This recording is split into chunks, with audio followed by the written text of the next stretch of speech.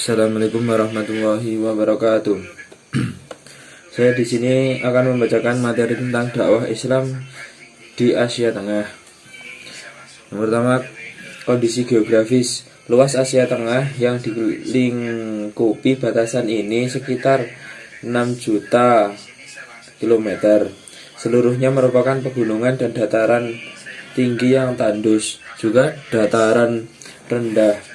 Asia Tengah dihuni oleh berbagai etnis seperti Cina, Turki, dan Mongol. Wilayah ini oleh para ahli geografi Arab disebut dengan nama negeri Ma Warman, Nahr di belakang seberang sungai. Sejak awal, dunia Islam menjadi bagian dari Asia Tengah sejak abad ke-8 Masehi, yang merupakan bagian dari perluasan kekuasaan Islam untuk berdakwah. Pertempuran Talas pada tahun 751 antara dinasti Tang dan tentara Abbasiyah untuk menguasai Asia Tengah merupakan titik balik awal konferensi massal di wilayah tersebut. Selama abad ke-8 Masehi, agama Islam menyebar luas ke penjuru Asia Tengah. Baru pada 750 Masehi, di bawah kekhalifahan Abbasiyah, pasukan Muslim mempunyai kekuasaan yang lebih stabil atas Asia Tengah. Itu sebagai buah kemenangan pasukan Islam di bawah komando Abu al-Abbas al-Safah, pendiri kekhalifahan Abbasiyah. Penaklukan Asia Tengah, seperti yang dituliskan Philip Kahiti dalam bukunya History of the Arabs, dari pusat pemerintahannya di Khurasan, Qutaibah mengendalikan 40.000 pasukan Arab di Basra, 7.000 pasukan di Kufah, dan 7.000 tentara bayaran. Dengan dikuasainya Transokania, membuat interaksi antara Islam dan Cina semakin terbuka lebar, hingga akhirnya pada 738 hingga 740 tentara Arab berhasil menaklukkan sebagian wilayah besar yang pernah diserbu oleh Qutaibah. Peninggalan di Asia Tengah.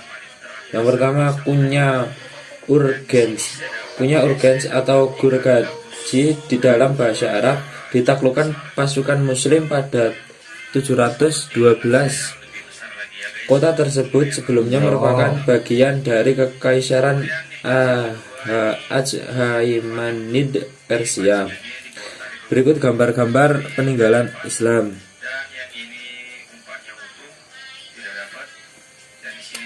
Keistimewaan Islam di Asia Tengah.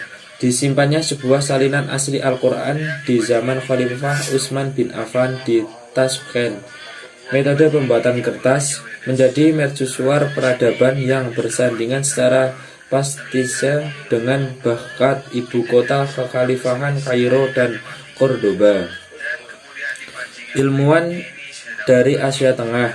Perlu disebutkan juga seorang ulama terkenal pada masa itu, Abu Mansur al-Madhuridi, wafat di Samarkand pada tahun 333 Hijriah, 944 Masehi. Dia adalah pendiri aliran teologi Islam yang dikenal dengan aliran Maturidiyah. Ulama terkenal lainnya adalah Imam Al-Bukhari, seorang ahli hadis terkenal di dunia Islam yang menulis kitab Sahih Al-Bukhari. Sejarah perjalanan Islam di Asia Tengah. Pertama, masa Rasulullah Shallallahu Alaihi Wasallam. Kedua, Khulafaur Rasyidin. Ketiga, Bani Umayyah. Dan keempat, Bani Abbasiyah. Kesimpulannya, sebenarnya Islam masuk ke Asia Tengah itu sejak zaman Rasulullah wafat. Perkembangan Islam dilanjutkan pada Khulafaur Rasyidin, dinasti Umayyah, dan dinasti Abbasiyah. Tentunya dalam perkembangan tersebut memenuhi beberapa jalan terjal.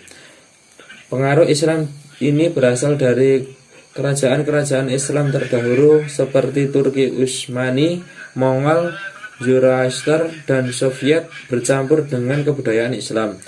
awalnya di Asia Tengah merupakan negara komunis di bawah Uni Soviet, namun bubar dengan sendirinya sehingga Islam berkembang pesat. Cukup sekian yang bisa saya sampaikan materi tentang dakwah Islam di Asia Tengah. Kurang lebihnya mohon maaf. Wassalamualaikum warahmatullahi wabarakatuh.